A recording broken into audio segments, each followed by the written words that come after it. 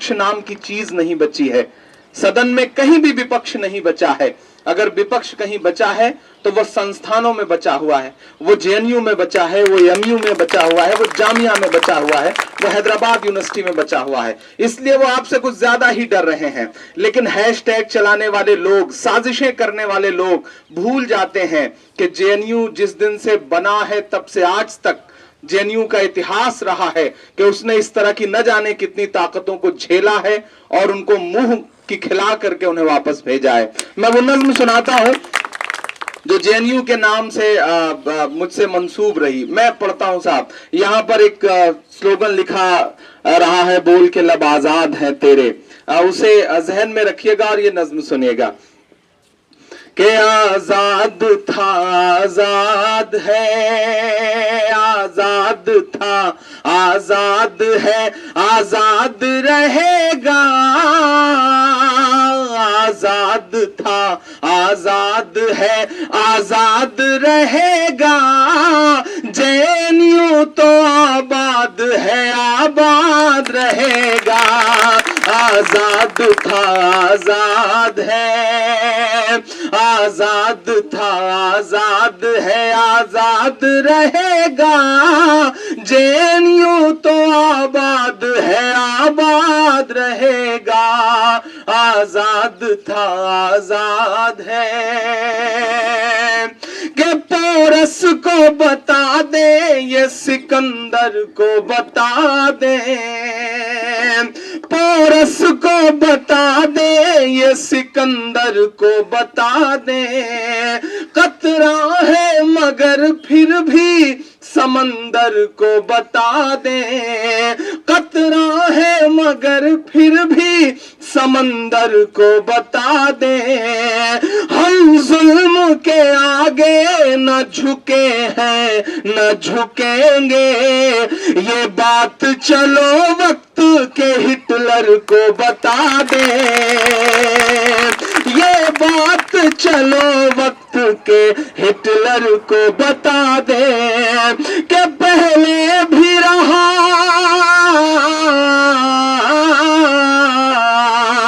पहले भी रहा है और तेरे बाद रहेगा। जेएनयू तो आबाद है, आबाद रहेगा। ये आबाद रहेगा, ये आबाद रहेगा। आजाद था आजाद है, आजाद रहेगा। जेएनयू तो आबाद है, आबाद रहेगा। आजाद था आजाद है। आखिरी बंद पढ़ता हूं। आपने कभी सोचा है कि ऐसी ऐसी जगहों पे भी एहतजाज के लिए लोग निकल रहे हैं जहां कभी आप तसव्वुर नहीं कर सकते थे, जहां कभी ख्वाब नहीं देख सकते थे। मैं सलाम करूंगा अलीगढ़ मुस्लिम विश्वविद्यालय के उन बच्चों को जिनके ऊपर बर्बरता पूर्वक लाठियां बरसी, खून बहा सर से, लेकिन उन्होंने अपने कदम वापस नहीं खींचे। सलाम है उनको जो जेएनयू के लिए नजीब की तलाश के लिए सड़कों पर निकले हैं। इंशाल्लाह जल्दी ही मैं कोशिश करूंगा कि मैं एएमयू भी जाऊं, वहां भी बच्चों के बीच में खड़ा होकर के उनका हौसला बढ़ाऊं, उनके साथ नजर आऊं। ये जो चारों तरफ एक हल्की हल्की चिंगारी आपको नजर आ रही है, इसकी जड़ कहां है? इसकी मूल जो बात है वो कहां से निकली है? मैं इस बंद में उसे पिरोने की कोशिश करता हूं। आजाद था आजाद है, आजाद रहेगा। जेएनयू तो आबाद है, आबाद रहेगा। आजाद था आजाद है। डर उन्हें सिर्फ इस बात से है कि आप बोलते हैं, आप हर मुद्दे पर आवाज उठाते हैं। आप भी गूंगे हो जाएं, आप भी बहरे हो जाएं, तो आप भी उनकी नजर में बहुत खूबसूरत हो जाएंगे। मैं ये मिसरे पढ़ता हूं साहब कि हम बोले तो कहते हैं कि तू बोल रहा है। हम बोले तो कहते हैं कि तू बोल रहा है। दामन था मेरा चाक रफू बोल रहा है। दामन था मेरा चाक रफू बोल रहा है। चिंगारी जो उठी है यहाँ इंकलाब की, ये कुछ नहीं रोहित का लहू बोल रहा है। ये कुछ नहीं रोहित का लहू बोल रहा है कि इतिहास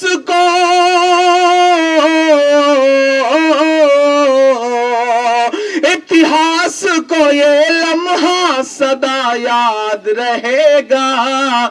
जेएनयू तो आबाद है, आबाद रहेगा, ये आबाद रहेगा, ये आबाद रहेगा। आजाद था, आजाद है। बहुत शुक्रिया। मेरे ख्याल 2-4 मिनट है मेरे हिस्से में अभी। एक छोटी सी नज्म आपको और सुनाना चाह रहा हूँ। जिस मसले से पूरा देश बहुत जूझ रहा है, ये मेरी भी खुशनसीबी है।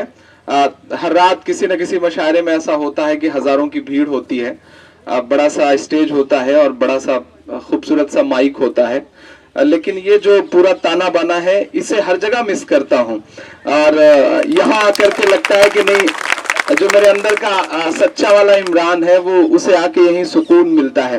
तो मैं सलाम है आप सबको, आपकी जिजीविशा को, आपकी जीवटता को, आपके तेवर को। मैं एक नज्म सुनाता हूं जो इस बीच पूरे देश में सुना रहा हूं। एक ऐसा अहमकाना फैसला, मैं तो कहूं कि जाहिलाना फैसला, कि पूरा देश कतार में खड़ा है, पूरा देश परेशान है। हालत यह है कि रात को 8 बजे एक आदमी ने अपने घर का दरवाजा खटखटाया, तो अंदर से उसी के बच्चे ने झांक करके माँ से कहा कि मम्मी मम्मी कोई दाढ़ी वाले बाबा आए। तो माँ ने कहा कि नहीं, दाढ़ी वाले बाबा नहीं होंगे, तुम्हारे पिताजी होंगे, नोट बदलवाने 5 दिन पहले गए थे, आज लौट के आए हैं, दाढ़ी बढ़ गई होगी। ये हालत पैदा करके रख दी है साहब। कतार ऐसी है गांव में कि टूटने का नाम नहीं ले रही है। बड़े शहरों में बैठ करके टीवी चैनल्स के जरिए ये दिखाया जा रहा है कि नोटबंदी के फैसले से देश बहुत खुश है। जापान में जाके ये बोला जा रहा है कि देश बहुत दुआएं दे रहा है। यकीनन देश बहुत दुआएं दे रहा है। वो जो दुआओं वाले वीडियो हैं अलग अलग भाषाओं में जो सोशल मीडिया पे तैर रहे हैं, मुझे लग रहा है उसे वो सुन नहीं रहे हैं, वरना वो बिल्कुल ये ना कहते कि देश बहुत दुआएं दे रहा है। लाइन ऐसी है साहब कि टूटने का नाम नहीं ले रही। गांव में एक आदमी बहुत लंबी सी कतार में खड़ा हुआ था, तो उसका दोस्त पड़ोस से गुजरा, तो उसने कहा कि शहर में है बैंक, तुम यहाँ गांव में लाइन में क्या कर रहे हो? तो उसने कहा कि बैंक तो शहर में ही है, लेकिन लाइन गांव तक आ गई है, मैं लाइन में ही खड़ा। ऐसा फैसला देश पर थोपा गया है। मैं एक नज्म सुनाता हूं आपको, और थोड़ा सा आप लोग जुड़ गए हैं, धीरे धीरे करीब आ रहे हैं। मैं चाहूंगा थोड़ी सी आपकी और बेदारी शामिल हो, तो मैं हिम्मत करता हूं। मुझको जालिम का तरफदार नहीं लिख सकते, कम से कम वो मुझे लाचार नहीं लिख सकते। जहां हथेली पे लिए बोल रहा हूं जो सच, उसको इस देश के अखबार नहीं लिख सकते, उसको इस देश के अखबार नहीं लिख सकते। मैं हिम्मत करता हूं और आपसे दुआएं मांगता हूं साहब कि जालिम तानाशाह की देखो ये कैसी मनमानी है। जालिम तानाशाह की देखो ये कैसी मनमानी है। कारोबार हुए हैं चौपट और बर्बाद किसानी है। लगता है उस शख्स ने हिटलर बन जाने की ठानी है। लगता है उस शख्स ने हिटलर बन जाने की ठानी है। कोई बताए किस लाइन में खड़ा कोई अंबानी है। कोई बताए किस लाइन में खड़ा कोई अंबानी है। नोटबंदी हुई, रात के 8 बजे स्क्रीन काली हुई, एक चेहरा नमूदार हुआ और उसने कहा भाइयों बहनों, आज से 500 और 1000 की नोट रद्दी है, कागज का टुकड़ा है। हालांकि वो झूठ बोल रहे थे, कागज का टुकड़ा नहीं था उस समय तक, आप बदल सकते थे उसे, नोट अमान्य हो गए थे, बदले जा सकते थे। लेकिन किस तरह से ड्रामेटिक तरीके से तीनों सेनाओं के अध्यक्षों को बुला करके ऐसा मैसेज देने की कोशिश की गई जैसे जंग छेड़ने जा रहे हों। सच यही है कि वो जंग ही छेड़ रहे थे, लेकिन वो जंग इस देश के आम आदमियों की जेब से थी। 500 का जो पुराना नोट था, 1000 का जो पुराना नोट था, उससे तकरीबन 35 दिन तक डीजल बिकता रहा, पेट्रोल बिकता रहा। लेकिन उस 500 के पुराने नोट से दूध नहीं बिका, सब्जी नहीं बिकी, अनाज नहीं बिका। क्यों? क्योंकि डीजल और पेट्रोल अंबानी का है, अनाज और सब्जी और दूध आम आदमी की है, किसानों की है। सोचिएगा, 72 करोड़ रुपए का कपड़ा पहनने वाले 2.5 साल में ये कहते हैं कि देश हित में फैसला है। देश हित में फैसले ऐसे नहीं होते साहब, और देश हित का फैसला जो है वो आवाम ने ही उसका ठेका थोड़ी ले रखा है। आप गोवा, तमिलनाडु और महाराष्ट्र के 3 घंटे के भाषण में 3 कपड़ा बदलेंगे और हमसे उम्मीद करेंगे कि हम कतार में खड़े खड़े मर जाएं। बोलना पड़ेगा ऐसे लोगों के खिलाफ। अगर चुप रहे तो ये वक्त बहुत बुरा है, जो चुप रहते हैं वक्त उनसे बहुत बुरा इम्तिहान लेता है। जिन अंग्रेजों की हुकूमत में कभी सूरज नहीं डूबता था, आज वो चुप हो गए, वक्त को नहीं पहचान सके, तो आज उनके राजाओं के कपड़े बैंड बाजे वाले पहनते हैं। समझना पड़ेगा, वक्त से आंख मिलानी पड़ेगी। मैं नज्म का पहला बंद पढ़ता हूं साहब। कोई बताए किस लाइन में खड़ा कोई अंबानी है, लगता है उस शख्स ने हिटलर बन जाने की ठानी है।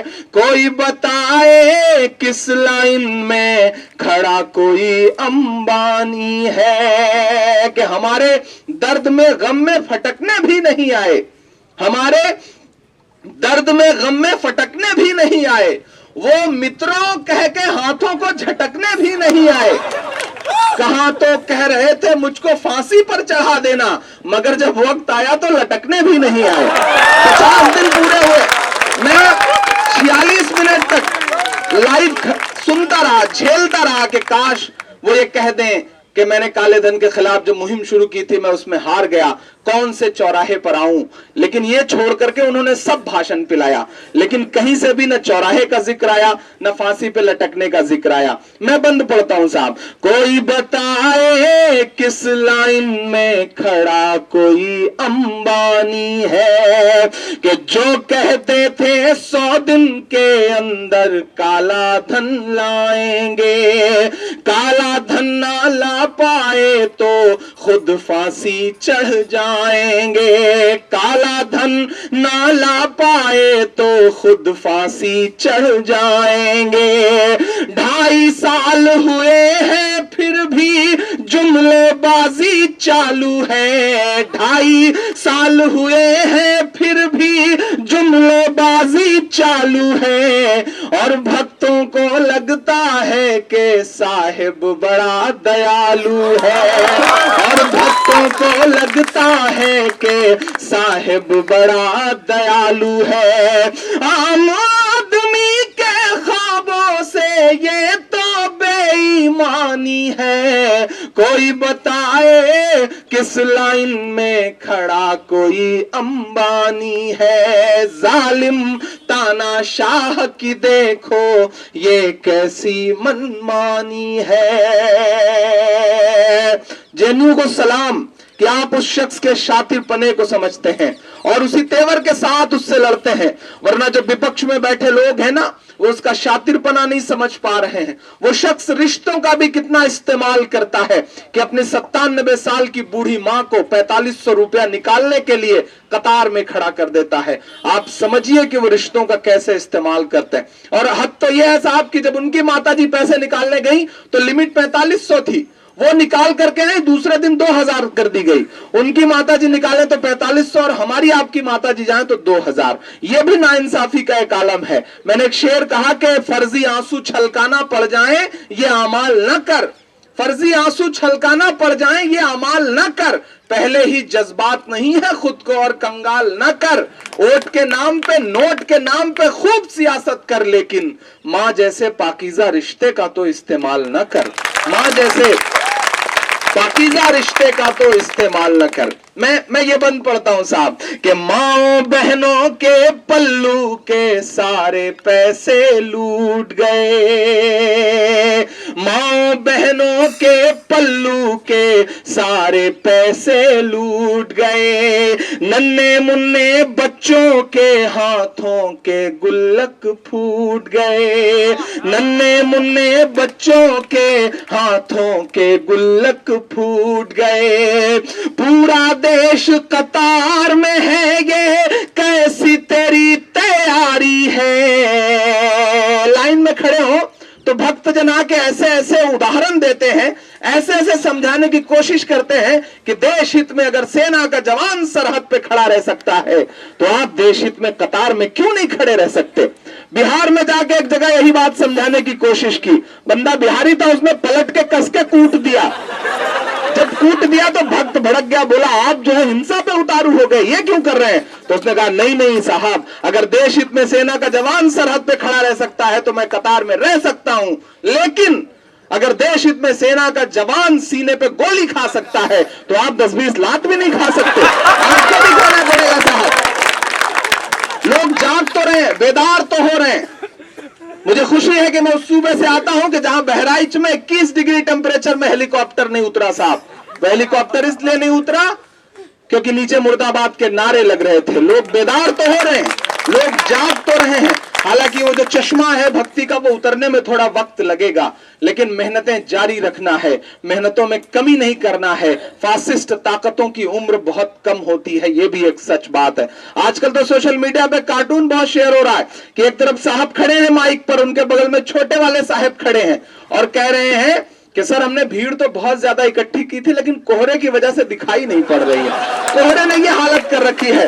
और मुझे तो हैरत होती है कि वायुसेना का वही हेलीकॉप्टर जो सियाचिन में -3 डिग्री टेम्परेचर में उतर गया, वो बहराइच में 21 डिग्री टेम्परेचर में क्यों नहीं उतर पाया। आपको समझना पड़ेगा इस बात को। मैं आखिरी बंद पढ़ रहा हूं साहब कि माओ बहनों के पल्लू के सारे पैसे लूट गए, नन्हे मुन्ने बच्चों के हाथों के गुल्लक फूट गए, पूरा देश कतार में है, ये कैसी तेरी तैयारी है। कहते हैं पेटीएम करो, पेट्रोल टंकी पे जाओ, पेट्रोल और डीजल भराओ तो पेटीएम करो। कैसा जाहिलाना फैसला है। हम पिछले 10 साल से पेट्रोल टंकियों पे एक स्लोगन पढ़ते आ रहे हैं कि मोबाइल का इस्तेमाल मत करिए, विस्फोट हो सकता है। और अब बताइए कि जब विस्फोट हो सकता है तो आदमी पेटीएम कैसे करेगा। हद है जाहिलियत के साथ। पता नहीं कौन है उनके ये बातें समझा रहा है। मैं बोलता हूं साहब ये मिसरे कि माओ बहनों के पल्लू के सारे पैसे लूट गए, नन्हे मुन्ने बच्चों के हाथों के गुल्लक फूट गए, पूरा देश कतार में है, ये कैसी तेरी तैयारी है, 100 से ज्यादा मौतों की ये किसकी जिम्मेदारी है, 100 से ज्यादा मौतों की ये किसकी जिम्मेदारी है। लगता है उनकी आंखों का आज मर गया पानी है, कोई बताए किस लाइन में खड़ा कोई अंबानी है, जालिम तानाशाह की देखो ये कैसी मनमानी है। बहुत शुक्रिया। मैं 2 मिनट में आखिर में एक बहुत छोटी सी नज्म वो सुनाता हूं, चूंकि नजीब की अम्मी यहाँ बैठी हुई हैं और ये नज्म पढ़ते हुए कहते हुए बारहा रोया में तमाम मुशायरों में हिंदुस्तान के बाहर भी जहां मैं जा सका, लेकिन सड़कों पर नहीं उतर रहे हैं। ये मुश्किल दौर है, इस मुश्किल दौर से बहुत हिम्मत से लड़ने की जरूरत है। आपके सब्र का मुसलसल इम्तिहान लिया जा रहा है, आपको झेलाया जा रहा है। लेकिन सलाम फिर जेएनयू को। मैं पूरे देश में ये बात कह रहा हूं कि एक ऐसा बच्चा जिसने एडमिशन लिया, एडमिशन लेकर के वापस चला गया और कुछ दिन बाद वो आकर के हॉस्टल में शिफ्ट होता है। मेरा ख्याल है कि जेएनयू के तमाम बच्चों से उसकी मुलाकात भी सही से नहीं हो पाई रही होगी। लेकिन आप सलाम करिए जेएनयू के उन बच्चों के हौसलों को और उनके आंदोलन को कि एक ऐसे बच्चे की लड़ाई वो पिछले 70-72 दिन से लड़ रहे हैं, जो न सही से उनका दोस्त था, न सही से उसे वो लोग समझ पाए थे। सलाम है जेएनयू की जिजीविशा को। पूरे हिंदुस्तान में शायद कहीं ऐसी नजीर और नहीं मिल सकती, एक सच बात है। जेएनयू शायद इसलिए भी मुझे बहुत पसंद है क्योंकि जेएनयू अपने जिस तेवर के लिए जाना पहचाना जाता है, उस तेवर को उसने बरकरार रखा है। मेरा एक शेर है कि जो कहते हैं इस आंधी में पर ना तोला जाएगा, जो कहते हैं इस आंधी में पर ना तोला जाएगा, जो इस बात पे खुश है हमसे लब ना खोला जाएगा, उनसे कहो हम तूफानों से डरने वाले लोग नहीं। इमरान नहीं कह रहा, ये बात जेएनयू कह रहा है कि उनसे कहो हम तूफानों से डरने वाले लोग नहीं। कातिल को मरते दम तक कातिल ही बोला जाएगा, कातिल को मरते दम तक कातिल ही बोला जाएगा। मैं वो नज्म पढ़ता हूं जो नज्म मेरे दिल के बहुत करीब है, और जिस नज्म में आपको उस मां की आहें सुनाई पड़ेंगी, उसकी चीखें सुनाई पड़ेंगी, जो कभी एड ब्लॉक पर, तो कभी जंतर मंतर, तो कभी इंडिया गेट के सामने पुलिस के जरिए घिसटती हुई भी चीख चीख करके कह रही है कि मुझे मेरा बेटा वापस कर दो, मुझे मेरा लाल वापस कर दो, मुझे मेरा नजीब वापस कर दो। मैं पढ़ता हूं वो नज्म साहब। सुना था कि बेहद सुनहरी है दिल्ली, समंदर सी खामोश गहरी है दिल्ली। सुना था कि बेहद सुनहरी है दिल्ली, समंदर सी खामोश गहरी है दिल्ली। मगर एक मां की सदा सुन न पाए, मगर एक मां की सदा सुन न पाए, तो लगता है गूंगी है बहरी है दिल्ली। सुना था कि बेहद सुनहरी है दिल्ली, समंदर सी खामोश गहरी है दिल्ली। मगर एक मां की सदा सुन न पाए, तो लगता है गूंगी है बहरी है दिल्ली। वो आंखों में अश्कों का दरिया समेटे, वो उम्मीद का एक नजरिया समेटे। वो आंखों में अश्कों का दरिया समेटे, वो उम्मीद का एक नजरिया समेटे। यहाँ कह रही है, वहां कह रही है, तड़प कर के ये एक मां कह रही है कि नहीं पूछता है कोई हाल मेरा, नहीं पूछता है कोई हाल मेरा। कोई ला के दे दे मुझे लाल मेरा, कोई ला के दे दे मुझे लाल मेरा, कोई ला के दे दे मुझे लाल मेरा। पूरे हिंदुस्तान में पढ़ता रहा हूं नज्म, आज उनके सामने पढ़ रहा हूं तो शायद बहुत शर्मिंदा शर्मिंदा होकर के पढ़ रहा हूं। न जाने क्यों ऐसा लगता है कि या तो हमारी कोशिशों में कहीं कमी है या हमारी दुआओं में असर नहीं है, वरना अब तक तो वापस आ ही जाना चाहिए था। मैं हिंदुस्तान के अमन पसंद अवाम से, हर मजहब के लोगों से गुजारिश करता हूं कि उस एक माँ के आंसू को समझिए, क्योंकि माँ के आंसुओं की कोई जात नहीं होती, माँ के आंसुओं का कोई मजहब नहीं होता, माँ सिर्फ माँ होती है। जिस दिन हिंदुस्तान ये बात समझ जाएगा उस दिन नजीब हमारे बीच में होगा, ये बहुत सच बात है। मैं बंद पढ़ता हूं इस नज्म का।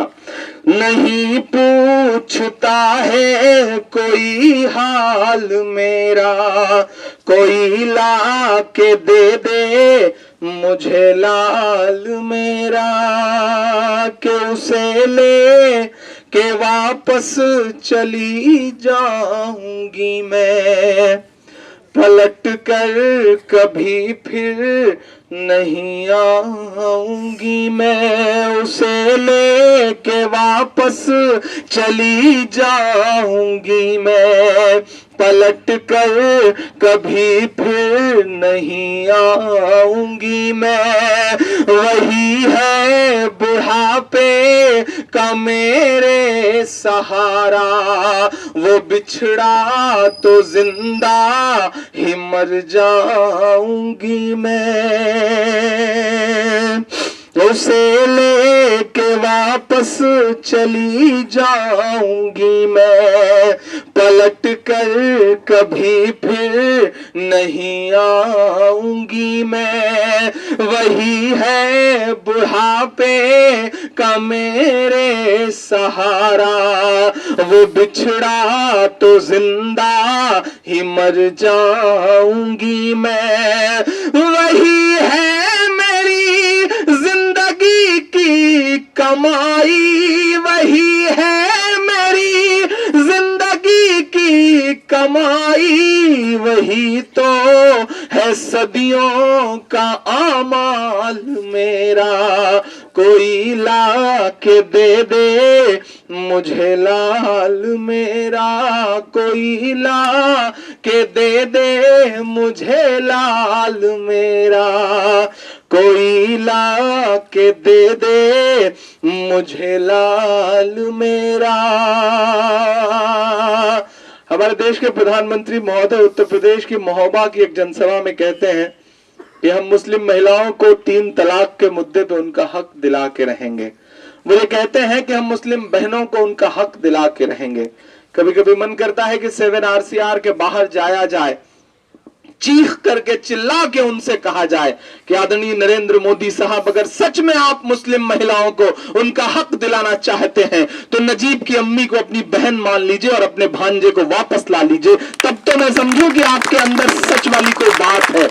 वरना ये जुमले तो बहुत आप बोल रहे हैं। सियासत से गुस्सा किया जाए, आखिर किससे किससे गुस्सा किया जाए, कहां कहां चीखा जाए, किसके किसके सामने रोया जाए। मुझे हैरत तो यह है कि अपने न्यूज रूम में 100 करोड़ की उगाही के नाम पर तिहाड़ से लौटे हुए तथा कथित जो न्यूज एंकर हैं, जो नाग और नागिन की खबरें चला करके बता रहे हैं कि जर्नलिज्म यही है, जिन्होंने पत्रकारिता को सिर्फ पीठ पत्रकारिता में बदल के रख दिया है, उन्हें भी एक रोती हुई मां नहीं दिखाई पड़ रही है, उन्हें एक रोता हुआ भाई नजर नहीं आ रहा है। मैं ये मिसरे उनके नाम करता हूं कि ये टीवी के एंकर कहां मर गए हैं, ये गांधी के बंदर कहां मर गए हैं, ये टीवी के एंकर कहां मर गए हैं, ये गांधी के बंदर कहां मर गए हैं। मेरी चीख और मेरी फरियाद कहना, ये साहिब से एक मां की रुदाद कहना, कहीं झूठ की शख्सियत बह न जाए।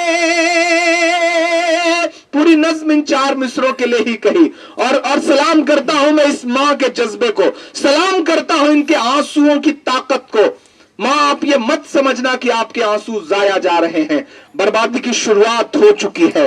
यूं ही नहीं हुआ है नोटबंदी का फैसला, मैं तो महसूस कर रहा हूं कि आपके आंसुओं ने करवाया है ये फैसला, शुरुआत है ये। मेरे मिसरे सच्चे लगे तो पहुंचाइएगा कुछ दूर किलोमीटर अपने एसी कमरे में जो सोए हुए तथा कथित कॉकस बना करके बैठे हुए सियासत के लोग हैं। इमरान का तेवर बोलता है इन मिसरों में, मेरी चीख और मेरी फरियाद कहना, ये साहिब से एक मां की रुदाद कहना, कहीं झूठ की शख्सियत बह न जाए, ये नफरत की दीवार छत बह न जाए, है एक मां के अश्कों का सैलाब साहिब, है एक मां के अश्कों का सैलाब साहिब, कहीं आपकी सल्तनत बह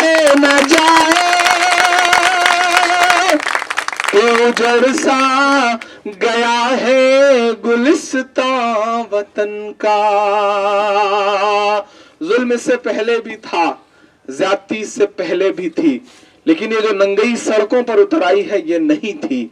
हमें इसको पहले खत्म करने की लड़ाई लड़नी है कि उजड़ सा गया है गुलिस्तां वतन का, उजड़ सा गया है गुलिस्तां वतन का, नहीं तो ये भारत था खुशहाल मेरा, कोई ला के दे दे मुझे लाल मेरा, कोई ला के दे दे मुझे लाल मेरा। बहुत शुक्रिया, बहुत धन्यवाद।